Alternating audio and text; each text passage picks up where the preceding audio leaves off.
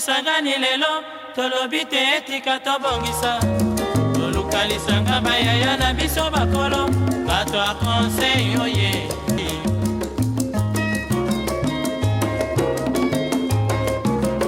kobongisa mboka eponi motu te moto nyonso na mosala. Samuel Timbote Mbote ndeko coordonnateur ya MPJC le magazine en action pour isa magazine yo et pour visiter pour na construire éclaircissement na milenge par rapport ya ba sujet oyo ya mozali comment au juge qui traitement ya loi organique aux proposé ces livres à l'Assemblée nationale et puis aux Israéliens sous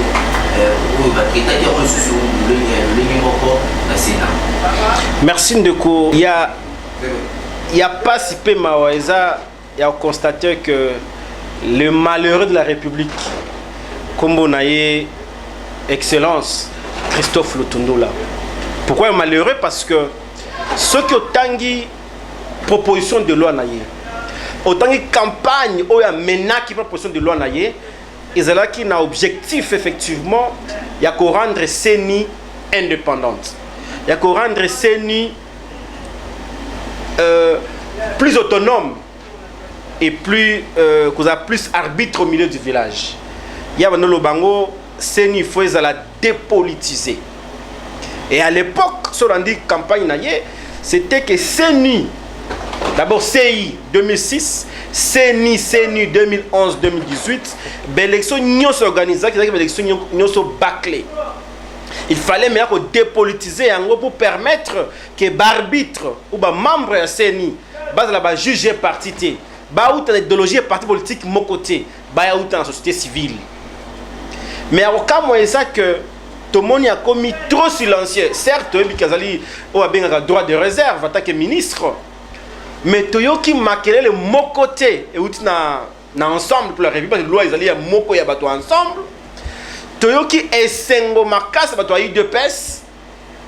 Kubandana le tout puissant constitutionnaliste au benga professeur Mbata ako lo bango na sengo makasi. Mais ako lo bango azoko bomba population. Il y a un mot patriotique et sengo le pesa population vérité sur loi wana. Loi organique la CENI est commis plus politique dans la même époque à Kabila. Comment ça? Il y a un faut qu'on sa population que CENI, ils ont deux organes, ils ont deux niveaux. Il y a un bureau, il y a un plénière. Dans le bureau, il y a CENI composé de 7 membres, 6 membres à l'époque, le commis 7 membres. Dans les 7 membres, il y a CENI. Par rapport à la loi où il faut voter dans l'Assemblée nationale, dans le Sénat, la loi wana est lobby était na bureau ya CENI et qu'on a 7 membres dont 4 membres et qu'on a na union sacrée. De où la majorité au pouvoir. 2 membres bah où na opposition au pouvoir. Membres de moko de où na CENI. Donc mituna 6 politiciens sur un seul membre de la CENI. Institution ezali politique ou apolitique. Bah violer même esprit il y a Sun City où le vote créé une structure d'appui à la démocratie. On se pose la question match Vita Club contre Dering otie arbitre match wana otie ancien joueur ya Vita. Pensez-vous que match beta malam yango to comme nango lelo CENI est commis de plus en plus politisé et nous estimons que l'élection 2023 est plus chaotique que l'élection en 2001, il y a 2018, 2011, 2006. Donc le malheureux de la République, Otobengi, Tata Nabiso, le sage, mais comme le malheureux parce que l'Assemblée nationale est bouté et boit qu'ici pour poser un nyoso, il y a ma lame pour la CENI. Papa Nabiso ministre, Toro Senga Naye, Christophe Tundula, ce que moi Zali, Toyo Kata Koyoka, quelle est ton impression par rapport à la loi Nayo proposaki, to dépolitiser, te rendre CENI beaucoup plus indépendante, mais le communé no lobby nini. C'est une loi bien loi Lutundula, les générations futures. Bako inako papa Lutundula ko inango pamba. Parce que combo naye et ko coller na loi mo ya mabe pour la population. Loi mo plus politique que même l'esprit ya création ya CENI. Donc il y a Mawayabiso Yango, to connaissez qui était Sénat, bah que je sagesse, il y a pas Kengo Dondo. Il y a qu'on va loi wana, bah toi boudé déjà yango niveau CENI, niveau pas de l'Assemblée nationale, to corriger yango. Mais bah adopter yango avec le même terme, le code de l'Assemblée nationale. Donc union sacrée là qui c'est union sacrée. Union sacrée contre l'indépendance de la CENI. Union sacrée contre élection malamu. Parce que l'arbitre, déjà arbitre tendancieux. On a déjà un parti politique, on a dit, dans un concours. Non, photo sur entre Bissot. Le président Tshisekedi est déjà un devoir moko. Comme garant de la nation, moi patriotique et Sengielo Komoko a renvoyé loi sur la CENI en deuxième lecture. A proposé déjà Yemoko. La proposition est pour permettre que la CENI soit effectivement indépendante et apolitique. Mais ceux qui ont adopté le Kwana a signé l'ordonnance, a promulgué la loi, il y a été population et que la naïsé parce que tu as déjà la loi. L'église catholique, au bin de Raming sur le Beli, a boy loi. L'église protestante, a boy loi. Ceux-ci vont mettre boy loi. Mais ceux qui ont par force, attendez-vous au résultat chaotique en 2023. Parce que les tendancieux membres de la CENI vont jouer leur rôle. Le rôle de la CENI pour que la vie soit parti politique. Tu n'as pas un esprit. Il y a Papa Lutundula et pour permettre à ce que la CENI soit effectivement non politique. CENI soit indépendante, qui va arbitrer dans la CENI, au moins libre d'esprit. Il y a quoi arbitrer un match électoral sans partie prenante, sans parti pris. Je vais dire, Namakambouana. Patriote Sami Wechi, aujourd'hui, et des CENI. Les a politisé, les aussi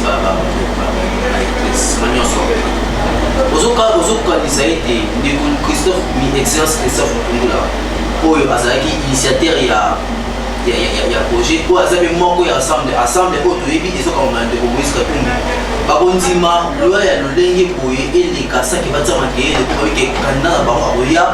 peut-être en 2023. Mais c'est ceux qui va politiser, ils ont un intérêt. Ndeko Bendele. Ensemble à Lutundula, il y a Moïse Katumbi, et Zali membre de l'Union sacrée. Donc, il y a Lutundula, qui avant, il y a que Seigneur Zala apolitique. Le lieu comme plus politique. Donc, le bénéficiaire, il y a Loawana, Zali membre de l'Union sacrée. Si réellement, ensemble, il y a l'Union sacrée, va applaudir Loawana. Mais applaudir loi Lutundula te applaudir loi en faveur de bango union sacrée mais loi Lutundula n'existe pas dans l'esprit nango pendant que Moïse Katumbi a ambition pas de problème il peut être candidat à union sacrée pourquoi pas il a bord na bango pour ici ce n'est pas l'intérêt de l'individu ici c'est l'intérêt de la population nous voulons voir des élections aux alliés différentes dans les élections sur lesquelles il faut qu'on se rappelle que élection 2006 pour milgaka yango na kati ya char pour éviter la contestation belé. Il y a 2011 on s'est rappelé to finga qui nous a finga qui ngoemulunda a favorisé Kabila.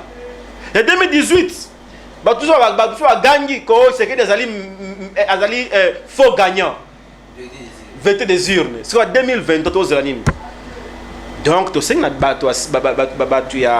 il y a parlementaire aussi à foutre déjà président de la République et mon croisons ça moi nous lecture pour que arrête d'abord tout le kata moi ça ne m'a pas eu deux PS là qui ici union pour la démocratie je prends le terme démocratie je ne vois pas en démocratie match arbitraire entre deux partis politiques et arbitré par les membres d'un camp politique en majoritaire donc même aujourd'hui la loi wana attention qui opposition na civil ba sangani na bureau va voter contre une proposition na bureau la majorité va toujours gagner parce que 4 sur 3 même pas égalité ba 4 membres na bureau sur 3 mais koyoka ne combattre les députés à chaque fois ma solo na télévision ko loba non ceci ba qui tombe je propose 5 toi 5 oppositions 5 majorité sont civiles mais beaucoup le bureau pour nani parce que bureau ne makamunyoso bureau de coordonnateur et action électorale. La plénière ne fait que voter, valider, contrôler.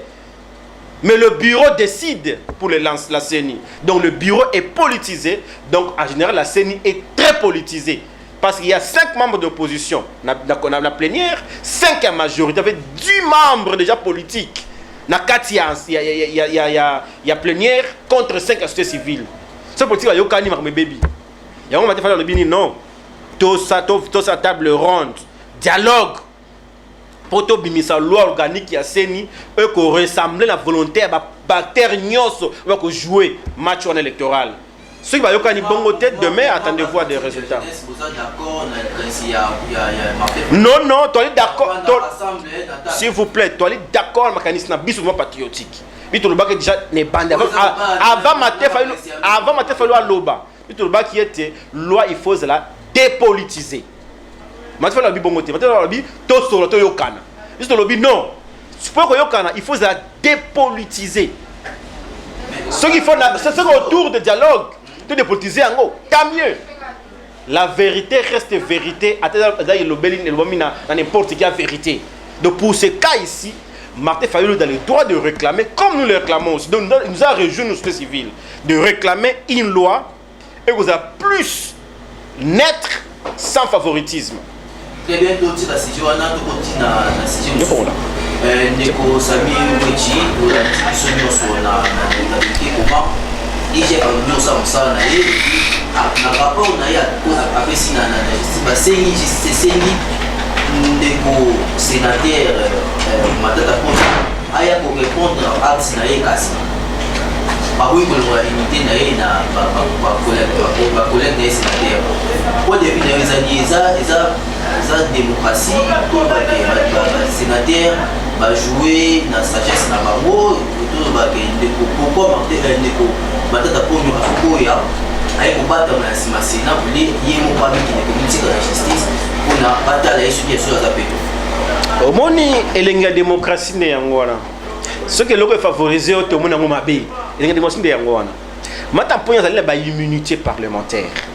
Les choses qu'il a actionnées comme chef du gouvernement. OK? Beaucoup comme mangona luyenge tanga loi ndenge lobeli. Et puis surtout kamuya makamuna biso ya ndeko alingeti ya il y a l'institution générale de la finance. Alors ça, je ma bémakasi. Oui, mais que IGF est une structure attachée à la présidence de la République. D'ailleurs, nous félicitations à la présidence de la République. IGF a un mandat de la publicité. Il y a une action. IGF a un mandat il y a la télévision il faut que avant que l'action judiciaire ait à la mener, toute personne est présumée innocente. Comment expliquer IGF ça n'a pas de sens. Je sais pas sango atangi kombo ya yebatu mususu ya IGFT pour nini publicité l'équipe Makassi sur Batouana. Tu vois? Donc nous pensons que l'UGF, comme il n'a pas fait la publicité, doit faire son travail comme l'ANER. L'ANER soit venu enquête na yé à la publicité. Abi non, on a un dossier mutu ozali malamuté. Azu dossier on a enquêté. Dès que azu ba élément ozo ko kanisa mutuana. Azu ba dossier na yé. Amemi yango na justice. Justice n'est pas à convoquer Moutouana pour qu'il va entendre. Lorsqu'il y aura des sanctions maintenant, public n'engolingui. Mais sans sanction, sans entendre quelqu'un, sans quoi que ce soit, au bien il va miyibi. Alors qu'on violer procédure. Il faut qu'on violer loi réserve même. Il y a contrôle. Quand on a contrôle et pas abattu, avant on publier ça contrôle na yo. Yo bi que yo allez justice té. Tinda makamuna justice au violé abenga secret ya nini ya justice secret ya poursuite au violé yango tika tinda makamuna yo na acquis de droit il doit repasser musala moko a convoquer mutuana mais faire le contraire la violation même ya éthique et déontologie ya musala inspecteur et donc ils ont musala sali wana ba to applaudir oui parce que ça là abenga ça buzz ndako sala. Mais en réalité, Moussala qui toko, mais Moussala moka rendre ngo mabe. Mabe à l'essence qui a une publicité chaque fois, et bah comme ça ça malamuté. Parce que Moutouana au faux, bengi mouyibi lelo. À qui la justice a prouvé le contraire qu'il a mouyibité. On ressent pardon lobby.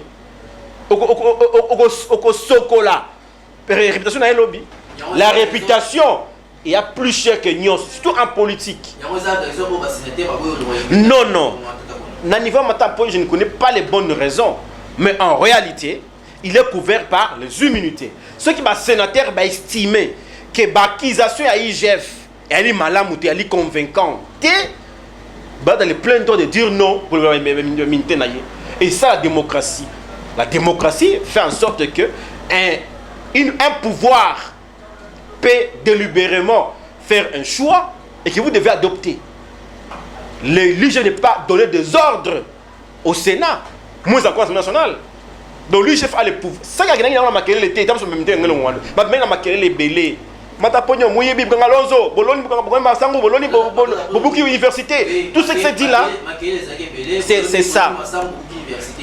N'importe quoi.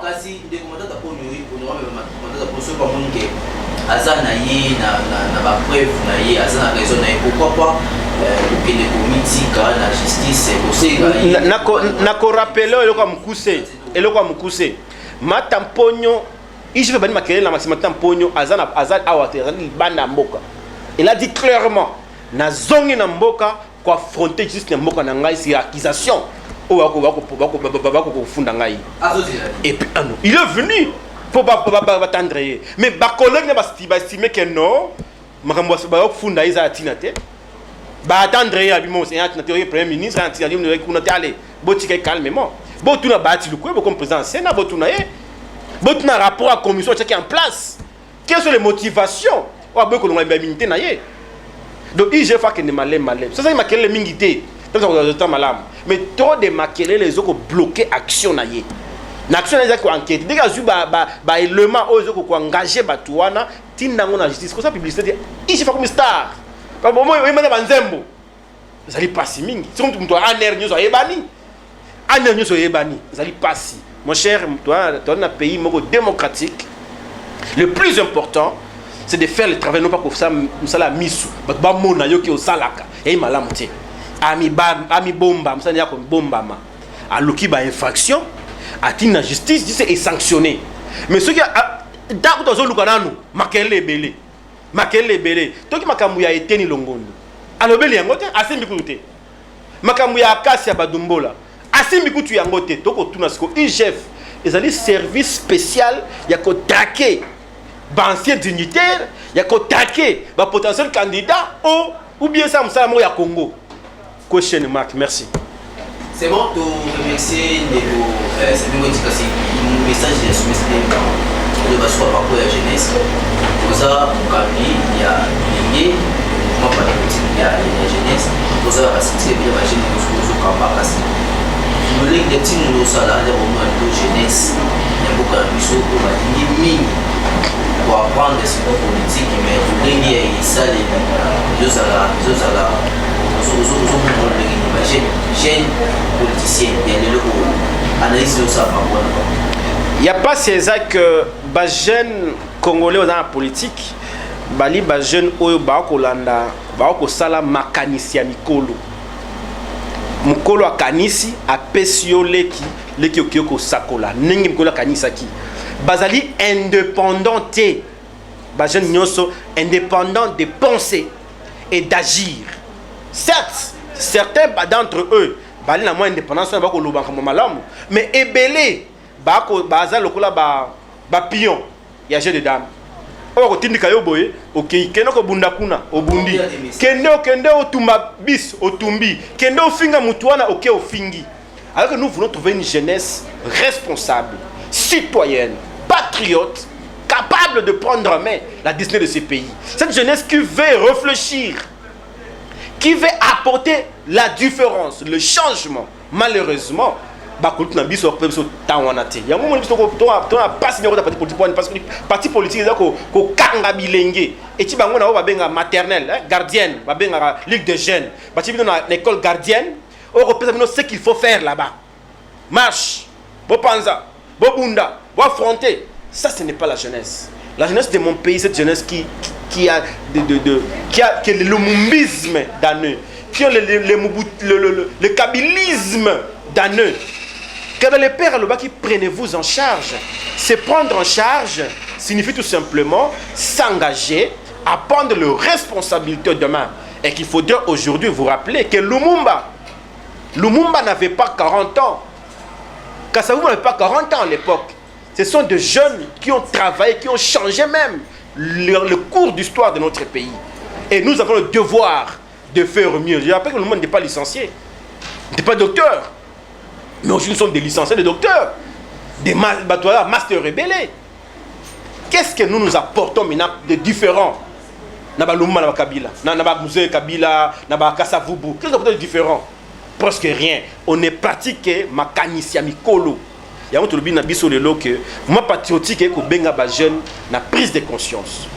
Donc il a devoir à ma kasi, il y a qu'on relever défi à mboko nabiso il s'engage tout ma kanisia ya sika un homme nouveau dans un corps nouveau a une pensée nouvelle pour que les choses changent dans notre pays. Le contraire, l'objet doit être dirigé par bana ya ba politiciens batanga na poto ba ko ya na makanisa mindele ba die subiso ndeko mindelo papa akufi moi na zu pouvoir papa akufi moi na zu pouvoir ya pas ndé yango to lingi to ba jeune o lingi ba sans combo ko biso sani wechi ba sans combo papa biso yebanité ko yebanité mais ko bunda pour ko redorer image ya mboko na biso le patriotisme comme seule solution pour changer même le cours d'histoire de notre pays. Et c'est ça le souhait d'avoir une jeunesse capable effectivement d'intérioriser la prise en charge personnelle, la responsabilité de tout et chacun pour que le Congo change. Mais quand on a toujours là pion, nous avons beaucoup de temps pour tout changer. 61 ans après, nous rêvons une jeunesse citoyenne, patriote, capable de prendre en main la destinée de notre pays. Merci. Tosangani lelo tolobi te etika tobongisa tolukalisanga bayaya na biso bakolo bato a conseil oye